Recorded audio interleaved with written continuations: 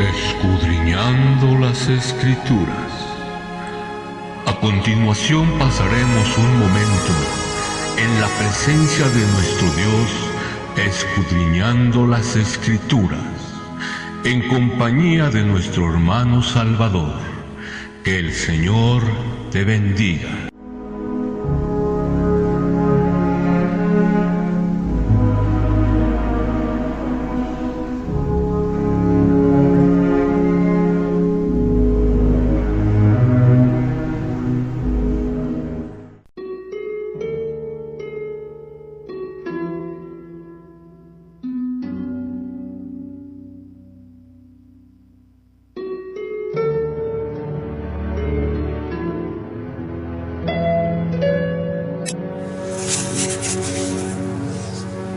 Gloria a Dios.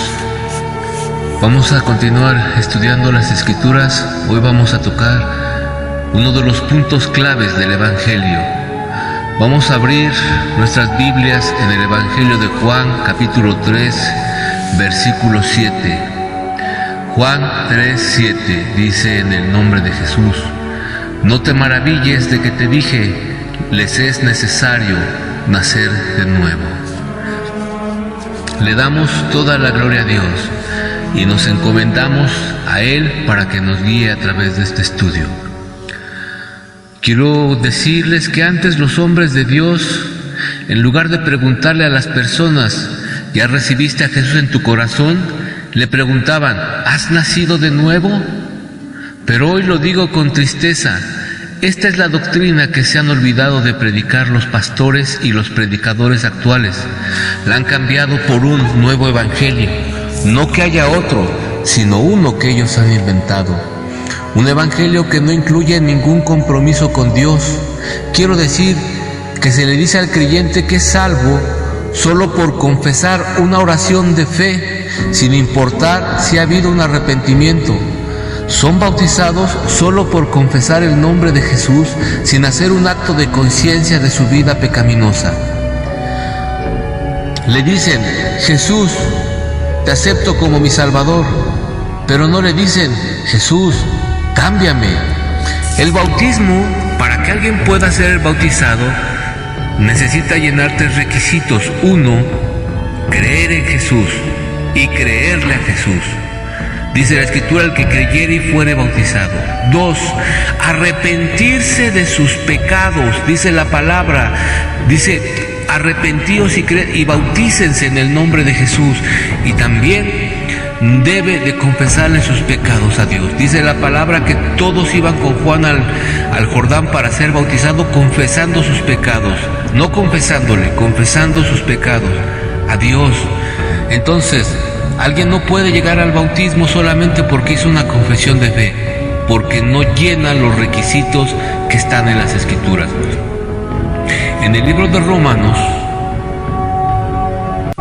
capítulo 6, versículo 4, nos enseña que el bautismo simboliza una tumba en donde tú mueres para el mundo y naces para Jesús. Vamos a leerlo en el nombre de Jesús.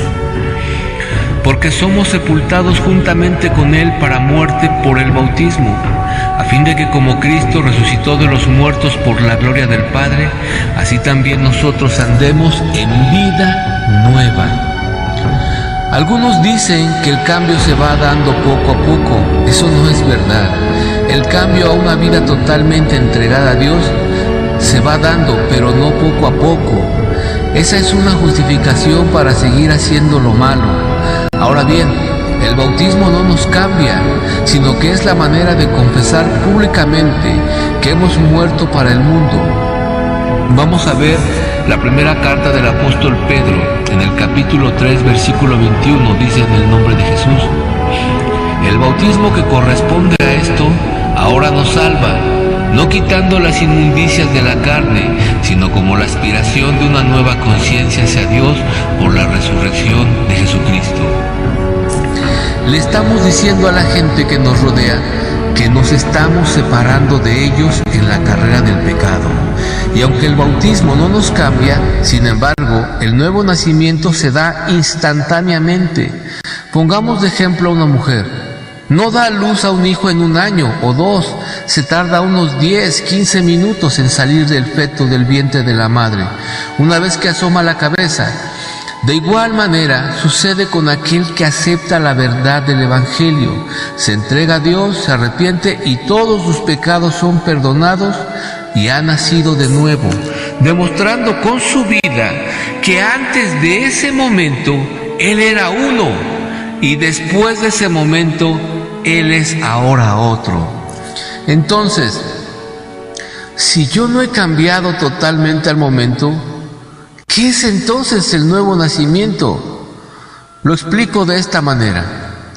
Un niño recién nacido tiene su mente limpia y la irá llenando de lo que sus padres le enseñan. Así es el nuevo nacimiento. Lo que ha cambiado es tu manera de pensar. Tu mente ha sido limpiada por la sangre de Cristo y ahora deberás ser educado por tu nuevo Padre, que en este caso es Dios, y la irás llenando con la palabra. Ahí irás aprendiendo qué es lo que debes y no debes hacer.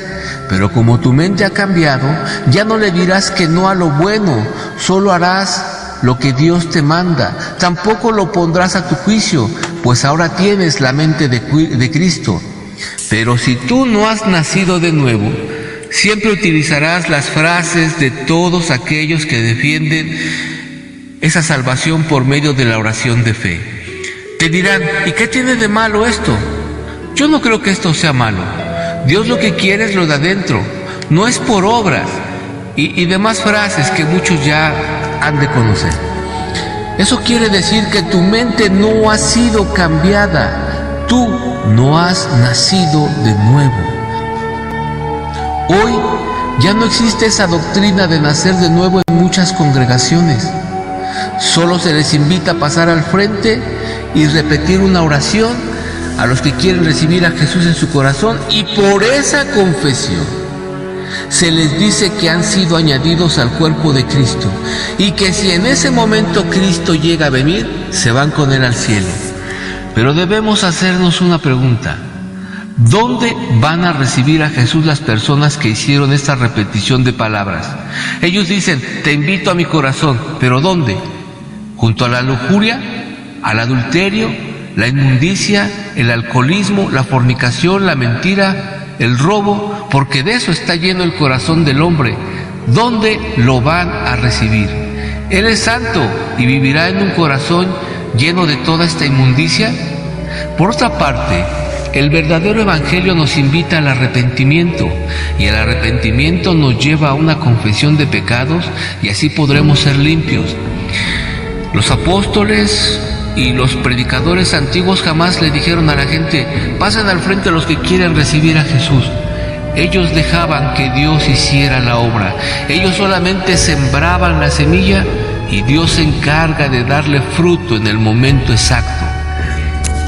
Vamos a leer la primera carta del apóstol Juan, capítulo 1, versículo 9, para que podamos ver que solamente por medio de la confesión de pecados podemos ser limpios.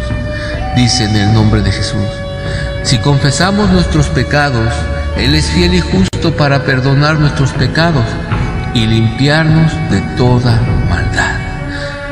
Un nuevo nacimiento es una nueva oportunidad para vivir una nueva vida. Segunda de Corintios, capítulo 5, versículos 17 dice en el nombre de Jesús: de modo que si alguno está en Cristo, nueva criatura es. Las cosas viejas han pasado, he aquí todas son hechas nuevas. Ya la vida pasada ha quedado atrás. De aquí en adelante la gente debe de ver mi cambio. No es necesario que yo se los diga, ellos lo deben de notar. Dice la Escritura que a los primeros seguidores fue la gente quien los llamó cristianos. Ellos no se autollamaban cristianos. Ellos no hacían campañas en la calle poniendo cartelones diciendo que eran cristianos. Fue su cambio, su manera diferente de vivir la vida, la que hizo que esta gente los llamara cristianos, pues no solo predicaban a Cristo con sus labios, sino también con sus hechos. Dice en la primera carta del apóstol Pablo a los Corintios, capítulo 6, versículo 9, dice al 11, dice en el nombre de Jesús: ¿no sabían que los injustos no heredarán el reino de Dios? No erréis, ni los fornicarios, ni los idólatras, ni los adúlteros, ni los afeminados, ni los que se echan con varones, ni los ladrones, ni los avaros, ni los borrachos, ni los maldicientes, ni los estafadores heredarán el reino de Dios. Y fíjense lo que dice: y esto eran algunos de ustedes, mas ya han sido lavados, ya han sido santificados, ya han sido justificados en el nombre de nuestro Señor Jesucristo y por el Espíritu de nuestro Dios.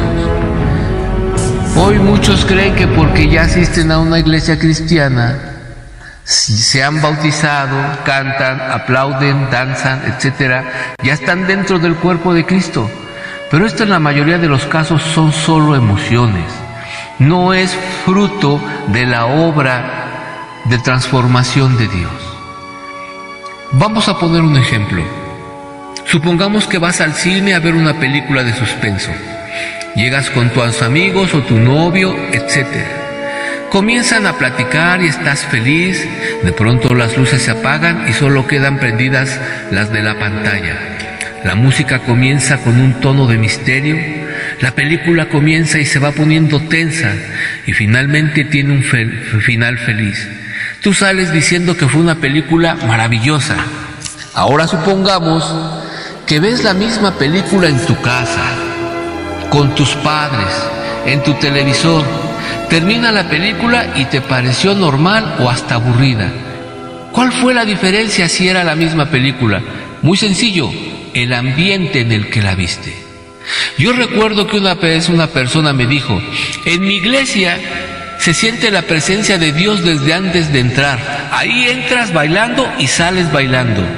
Y la pregunta que se hace un verdadero discípulo de Jesús es esta: ¿dónde dice la Escritura que a la casa de Dios se va a bailar o a danzar, como ahora le llaman? Únicamente es el ambiente lo que esta gente dice que es la presencia de Dios. El ambiente, porque un verdadero cristiano siente la presencia de Dios en el campo, en la calle, en su casa, en una congregación pequeña, en una congregación pobre, en una congregación sin instrumentos, porque ha nacido de nuevo. Pero el que no ha nacido de nuevo necesita música muy bonita, templos muy grandes que manipulen sus sentimientos para que al salir diga: aquí sí se siente la presencia de Dios. Lo único que sintió fueron emociones. Veamos cuál es el objetivo principal de un templo, para que no creas que es ir a bailar. En el Evangelio de Mateo, capítulo 21, versículo 13, dice en el nombre de Jesús: y les dijo: escrito está, mi casa, casa de oración será llamada, mas ustedes la han hecho cueva de ladrones. O sea que cuando vayas a un templo en donde a la salida te están vendiendo las predicaciones del predicador, te están vendiendo playeras, te están vendiendo gorras, te están vendiendo el famoso talento, te venden gelatinas, jugos, te están vendiendo separadores, todo. Dice que la casa de Dios será llamada casa de oración, mas esos que te están vendiendo todo eso la han convertido en cueva de ladrones. El templo o el lugar de reunión donde tú asistes, su principal función debería de ser para orar, no para danzar, no para hacer una kermés, ni celebrarle los 15 años a gente que ni siquiera es del cuerpo de Cristo, ni para hacer conciertos tampoco. Por eso es que cuando tú invitas a uno de estos emocionalistas a una reunión de oración, se duermen, les duelen las rodillas, se desesperan y salen frustrados y diciendo: aquí no se siente la presencia de Dios. Pero lo dicen porque nunca han aprendido a acercarse a Dios por medio de una oración constante. Pero también están los otros, los que oran mucho y no dicen nada sincero, los que gritan y manotean, pero no saben orar y creen que por su gritería podrán impresionar a Dios. Pero si recordamos la palabra del publicano, la parábola del publicano, ese hombre no gritaba, solo le abrió el corazón a Dios y fue escuchado. ¿En qué gran engaño viven los que no han nacido de nuevo, dependiendo solo de emociones carnales y de ideas de hombres y no de la palabra sana que trae el verdadero cambio y la verdadera libertad? Es por eso que cuando alguien les predica el verdadero evangelio se llenan de ira, y cuando las cosas no salen como ellos quieren, o cuando Dios no cumple sus caprichos, vuelven atrás. Es como los que crecen entre pedregales, crecen rápido, pero los afanes de esta vida los vuelven a arrastrar a su vieja vida, o más bien, no los dejan apartarse de su vieja vida. Yo veo los testimonios en internet de supuestas personas que ya son salvas. Tú ves sus vidas un día antes de ser salvas y las ves después, no hay ningún cambio en ellos. Su manera de hablar, su manera de vivir, sus amistades, los lugares donde asisten, todo sigue absolutamente igual. La única diferencia es que ahora mencionan a Jesús en sus pláticas. Hacen unas oracioncitas frías antes de dormir, si es que se acuerdan de orar, pero su vida cristiana es solo un barniz que cubre una vida que no ha sido transformada. Ellos hablan de que como ya recibieron a Jesús en su corazón y ya han cambiado, ya son salvos. Pero déjame decirte algo. En las reuniones de Alcohólicos Anónimos también leen constantemente las Escrituras, y estas también producen un cambio, pero no un nuevo nacimiento, porque para ellos las Escrituras son la palabra de Dios, nada más, pero no saben, o más bien no quieren aceptar, que ahí también se encuentra la voluntad de Dios, y que su voluntad es que el hombre se arrepienta y viva. Vamos a leer Ezequiel capítulo 13, 33, versículo 11. Dice: en el nombre de Jesús, diles, vivo yo, dice Jehová el Señor, que no quiero la muerte del pecador, sino que se vuelva el pecador de su camino y viva. Vuélvanse de sus malos caminos. ¿Por qué morirán, oh casa de Israel? Ezequiel 33:11. Si yo de verdad he experimentado un nuevo nacimiento, mi vida debe de ser un testimonio vivo que hable por sí sola, sin necesidad de ponerme una camisa o una gorra o estarle diciendo a la gente que ya soy cristiano. Pues el cambio en mi vida les predicará solo, y esa será mi carta de presentación para presentarles a un Cristo vivo, al verdadero y único Salvador del mundo, que cambia y salva las vidas. En el libro de la carta del apóstol Pablo a los Tesalonicenses, capítulo 5, versículos 5 y 6, dice: porque todos ustedes son hijos de la luz e hijos del día. No somos de la noche ni de las tinieblas. Por tanto, no durmamos como los demás, sino velemos y seamos sobrios. Si de verdad tú has nacido de nuevo, en lugar de participar de las obras de las tinieblas, tú las atacarás.